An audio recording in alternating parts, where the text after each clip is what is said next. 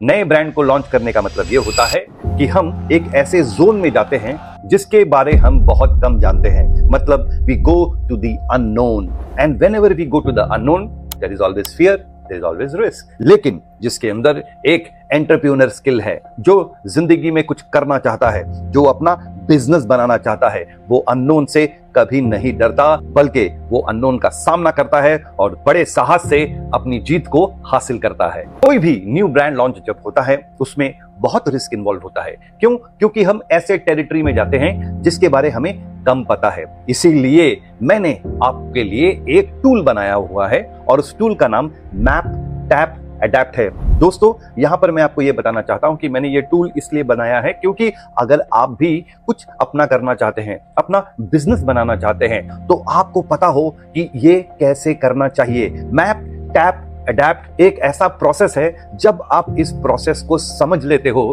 तब वो जो अननोन से डर की बात मैं कर रहा था, वो डर आपका घट जाता है, वो डर आपका कम हो जाता है, क्योंकि आप जानते हैं कि आप क्या कर रहे हो। ब्रांड लॉन्च करना एक बहुत बड़ा संकल्प है और आपको मदद करने के लिए मैंने ये YouTube चैनल बनाया है, जो कि स्पेशली सिर्फ उन लोगों के लिए है जो अपने न्यू बिजनेस को लॉन्च करना चाहते हैं या फिर अपने एग्जिस्टिंग बिजनेस को स्केल अप करना चाहते हैं। मैं आपके साथ मैपिंग के ऊपर डिस्कस कर रहा था। आज मैपिंग का ये दूसरा एपिसोड है और मैं आज आपके साथ कुछ स्लाइड्स के ऊपर डिस्कस करूंगा और आपको बताऊंगा कि एक मैपिंग दरअसल की कैसे जाती है। तो आइए बिना किसी देर के शुरू करते हैं आज का ये एपिसोड।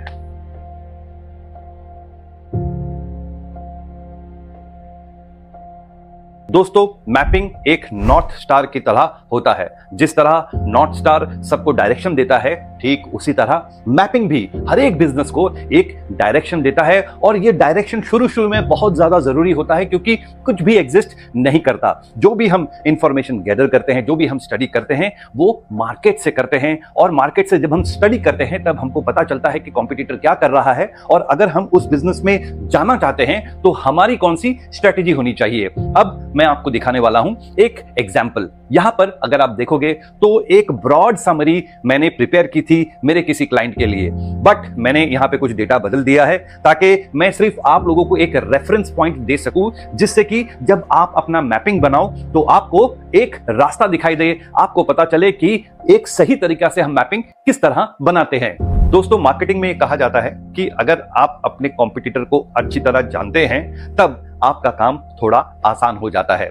मैंने यहां पर क्या किया है, मैंने जब उस कंपनी के लिए रिसर्च की तब मैंने कॉम्पिटिटर को बहुत अच्छी तरह नाप तोल लिया। जैसा कि आप देख रहे हैं इस स्लाइड में कि जिस कॉम्पिटिटर की मैं बात कर रहा हूं वो करीब 60 कंट्रीज में अवेलेबल है। इसके साथ जब वो इंडिया के अंदर आया तो उसने एक जॉइंट वेंचर किया जो कि हिंदुस्तान की ही एक कंपनी थी। सिर्फ यही काफी नहीं है, हमें यह भी पता होना चाहिए कि उस कॉम्पिटिटर का फ्लैगशिप ब्रांड क्या है और उनके क्या रेंजेस है। अब हम दूसरे स्लाइड में जाते हैं। जब हम दूसरे स्लाइड में जाते हैं तब हम क्या देखते हैं कि हम प्राइसिंग के ऊपर चर्चा करते हैं। देखिए, कॉम्पिटिटर मार्केट में क्या स्ट्रक्चर दे रहा है, रिटेलर को क्या मार्जिन जा रहा है, डिस्ट्रीब्यूटर को क्या मार्जिन जा रहा है, किस प्राइस में वो बेच रहा है, किस क्वांटिटी में वो बेच रहा है। जब ये सब डिटेल हमारे पास आती है तब हमको ये पता चलता है कि हमारी प्राइसिंग किस तरह होनी चाहिए। मैं ये नहीं कहता हूं कि आप इसे डायरेक्टली कॉपी कर लीजिए, लेकिन आपको लॉन्च करने से पहले अंदाजा तो हो जाएगा कि आपकी प्राइसिंग किस तरह होनी चाहिए। और याद रखिए लेडीज एंड जेंटलमैन,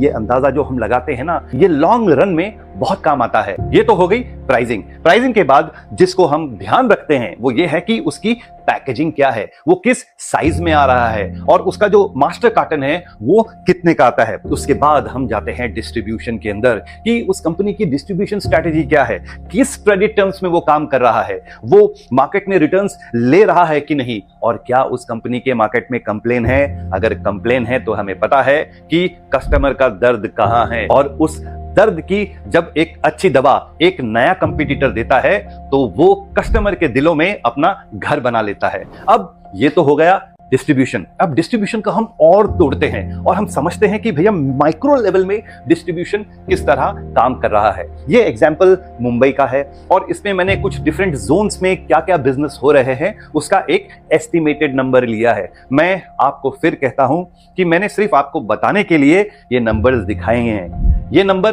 किस तरह आए हैं, अगर आपको याद हो, मैंने पिछले एपिसोड में आपको एक टेम्पलेट दिया था। उस टेम्पलेट को मैंने बहुत डिटेल से भरा था और भरने के बाद मुझे पता चला था कि जो बिजनेस है वो इस तरह हो रहा है। जब हम डिस्ट्रीब्यूशन स्ट्रेटेजी बनाते हैं तो हमें डिस्ट्रीब्यूटर की समझ जो है वो बहुत हेल्पफुल हो जाती है, क्योंकि अगर हम इन डिस्ट्रीब्यूटर को कन्विंस कर लेते हैं हमारे प्रोडक्ट लेने के लिए तो हमारा काम थोड़ा आसान हो जाता है। क्यों? क्योंकि वो डिस्ट्रीब्यूटर जानता है कि स्टॉक्स कहां कहां जाते हैं। इसके सिवाय आपको मैं एक और बात कह देता हूं स्ट्रेटेजिक पॉइंट ऑफ व्यू से। और आप जब मार्केट में मैपिंग कर रहे हैं और आपको पता चलता है कि एक ऐसा डिस्ट्रीब्यूटर है जो अब उस कंपनी का डिस्ट्रीब्यूटर नहीं है लेकिन पहले था, तो आप अगर उस डिस्ट्रीब्यूटर को अपना डिस्ट्रीब्यूटर बनाएंगे तो आपका जो रास्ता है वो भी थोड़ा आसान हो जाएगा।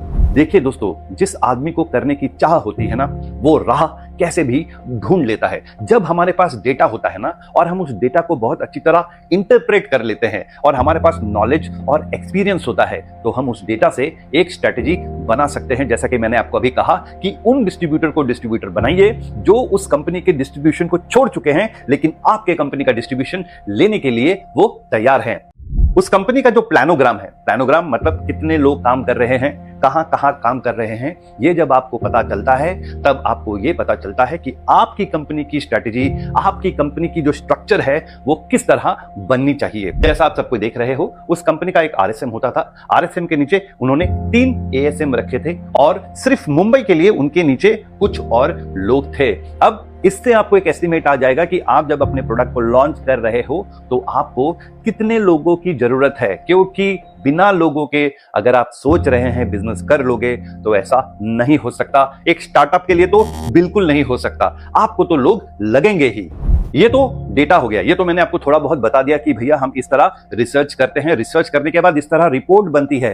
रिपोर्ट के बाद जो लास्ट स्टेप आता है वो आता है एनालिसिस। जब हम एनालिसिस करते हैं तो हम थोड़ा कंज्यूमर बिहेवियर के ऊपर बात करते हैं, तो हम थोड़े गैप के ऊपर बात करते हैं और हम ये समझते हैं कि भैया उस कंपनी का जो रोल है, उस कंपनी की जो रीच है वो कितनी है। जैसे आप इस केस में देख रहे हो, उस कंपनी के जो कस्टमर्स है ना वो बंधे हुए हैं और जिस वजह से वो ब्रांड इतना पॉपुलर हुआ है वो है वर्ड ऑफ माउथ। आप ही बताइए दोस्तों, जब आपके पास एक ऐसा प्रोडक्ट आता है जो आपको इसलिए मिलता है क्योंकि आपने किसी से ये सुना था कि वो प्रोडक्ट बहुत अच्छा है, तो आपकी जो एफिनिटी है टुवर्ड्स दैट प्रोडक्ट वो बढ़ जाती है।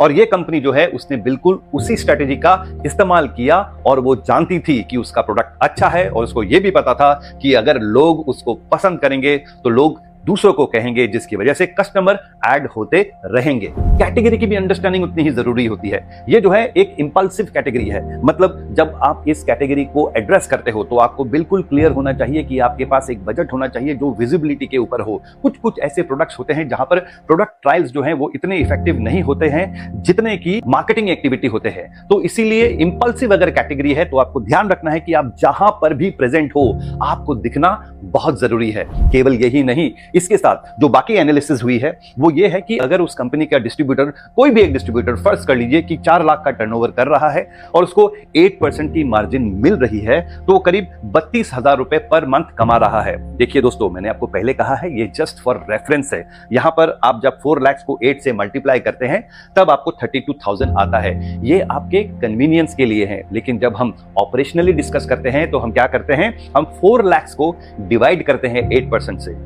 क्योंकि जो डिस्ट्रीब्यूटर को मार्जिन होता है वो होता है on cost, not on MRP. जैसा कि मैंने आपको कुछ देर पहले बताया कि कंपनी का एक प्लानोग्राम होता है। इस केस में वो प्लानोग्राम मुंबई का था, लेकिन जब आप मुंबई के प्लानोग्राम को समझ जाते हो तब आपको ये समझ लेना चाहिए कि अगर आप दिल्ली में हो, आप बैंगलोर में हो, आप जयपुर में हो, आप हैदराबाद में हो, आप हिंदुस्तान के किसी भी कोने में हो, प्लानोग्राम आपका वैसा ही होना चाहिए। उतने लोग आपको मिनिमम लगेंगे ही। लेकिन अगर आपको यह पता नहीं है तो आप किस तरह प्लानिंग करोगे? इसीलिए दोस्तों मैपिंग बहुत जरूरी होती है। आपको ये स्लाइड में यूं ही बता रहा हूं, लेकिन जब मैंने ये रिसर्च किया था, इस रिसर्च में काफी वक्त लगा था। मैं डिस्क्रिप्शन में इस इंडिकेटिव रिपोर्ट को आपके लिए लगा दूंगा, आप इसे अच्छी तरह पढ़ लीजिएगा तो आपको भी पता चलेगा कि आप जब अपना ब्रांड को लॉन्च करते हैं तो मैपिंग आपके लिए कितनी जरूरी होती है। और ये मैपिंग जो है ना, ये आपको वो हौसला देती है, ये आपको वो कॉन्फिडेंस देती है कि आपको पता है आपको क्या करना है और आप अपनी प्लानिंग बहुत अच्छी तरह कर सकते हो।